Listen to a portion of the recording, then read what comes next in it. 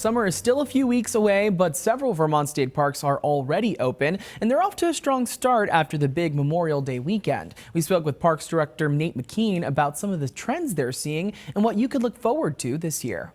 We are standing on top of Mount Philo with Nate McKean over with Vermont State Parks. Thanks so much for joining us for NBC5 In Depth today. Thank you for having me. Great to be here with you. It's a beautiful day on top of Mount Philo, and we can only think about the excitement surrounding the season ahead as folks start getting out of school and kind of take those summer vacations. How is VT State Parks really planning ahead for this season coming up? Yeah, thanks. That's a great question. I mean, we're off to a fantastic start. We are fully staffed. We have 450 seasonal staff that come from all over the country, and a lot of them are Vermonters too, and fill our seasonal staff positions. And they're the ones that are really the backbone and the backbone behind what you see in the park and how well the parks look. So we're really good, in good shape as far as staff goes. We're off to a fantastic start. We're up about 10% with Canadian reservations in our campgrounds, and 23% overall compared to this time last year. So we're really happy about that. What would you say would be the difference between those numbers last year compared to this year? Do you think it has to do with increasing prices out there? Do you think more Canadians are feeling more, I guess, welcome back to the U.S., being that there was so much time removed where folks were kind of avoiding coming and crossing the border? Yeah, I think the folks up in Canada missed us. We're still nowhere near where we were in 2024, but I think just that we're ticking up shows that folks appreciate Vermont, and they're going to find a way to come and visit.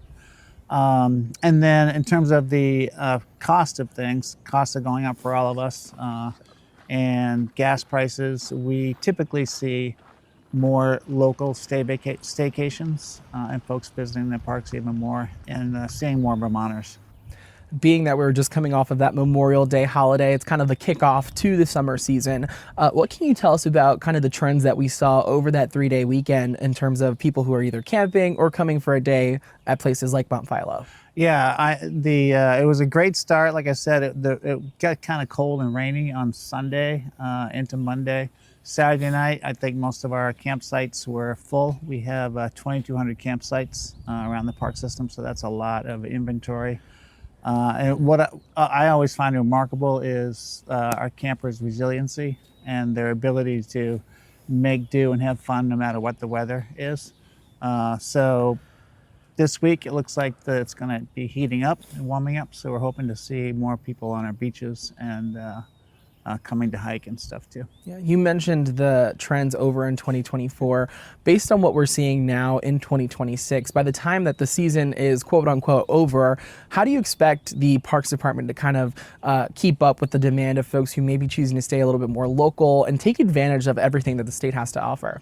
Well, I think Vermonters, I really hope that they understand the gift of a park system that we have in this state. It's really quite amazing. The footprint of the park system for such a small state. Like I mentioned, 2,200 campsites, 55 state parks. Nobody lives more than a 20-minute drive from a state park in Vermont. And this park system is a real treasure. I feel for the size of our state, we have the greatest state park system in the country, and we have plenty of space for everybody. We've been really busy the last few years, but there's plenty of space. Speaking of space, we were talking a little bit about some of the new programming initiatives that are out there to really encourage folks to take advantage of what's before them, whether that's a day at the state park, camping around. Talk to me a little bit about this initiative. You said it was in its second year. Yeah, well, a couple things.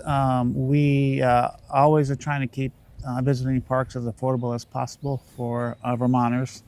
This year, our prices are staying steady, the same as they were last year, which is great. We're happy about that. If you are over 62 and you're a Vermonter, you can get into the state park for free with your Green Mountain Passport, which you can get at the town clerk's office.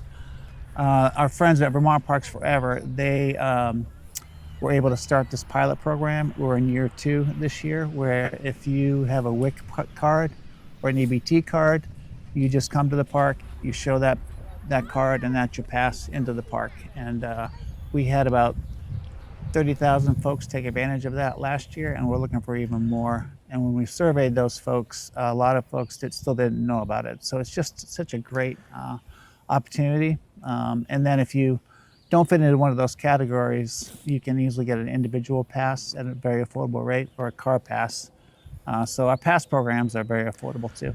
Speaking of some of those passport programs, obviously we've seen a lot of, I guess, different iterations of what, food assistance and SNAP looks like for a lot of folks. And thinking about some of the benefits that you get from having those kinds of resources, you don't necessarily connect it to having a state park.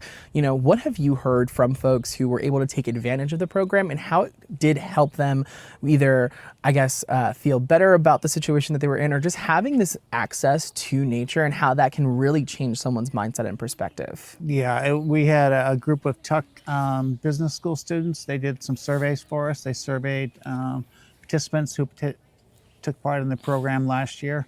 And what we heard overwhelmingly is what we know, that once you get into a park, we all know you just can relax a little bit, you get your exercise in, and all of us have our daily pressures.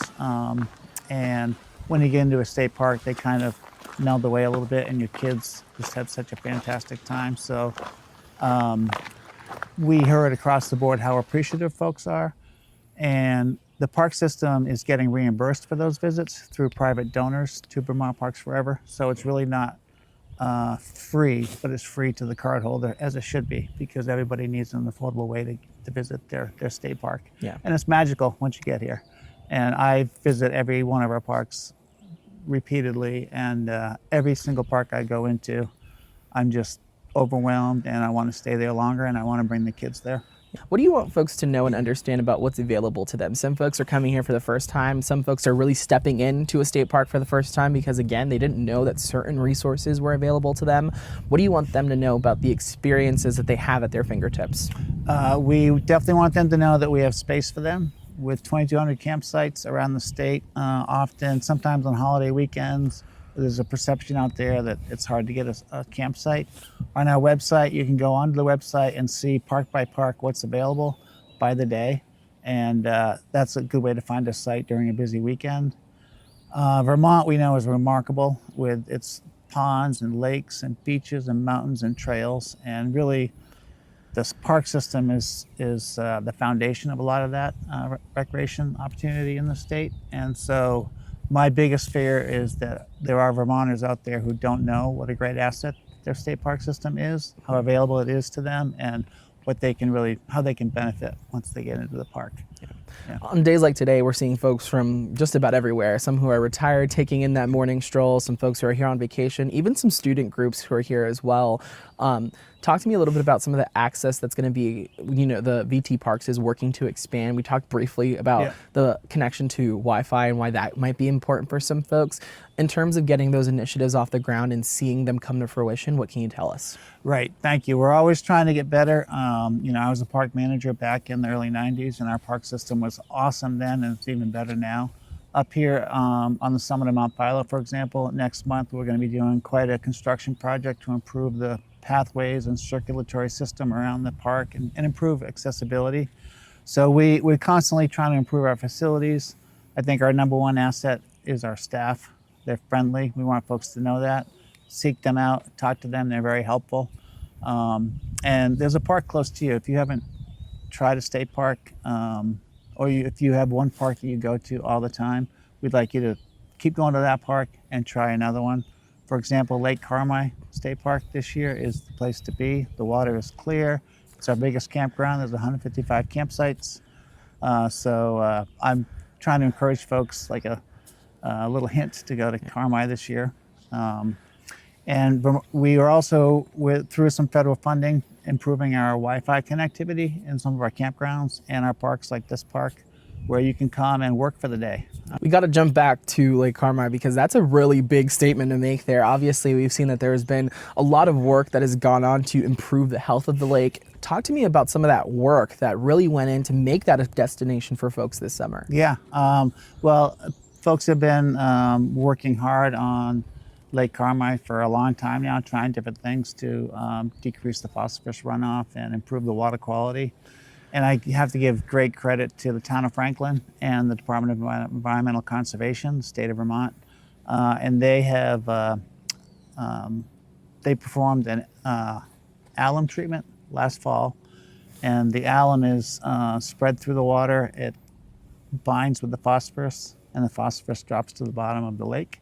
And for 10 to 15 years, that phosphorus is left at the bottom of the lake, and hopefully some improvements will continue so less phosphorus does go into the lake. And in the meantime, you have a crystal clear lake. Yeah, I think that's going to be great news to a lot of folks who, again, grew up in that area, have wanted to see that area thrive.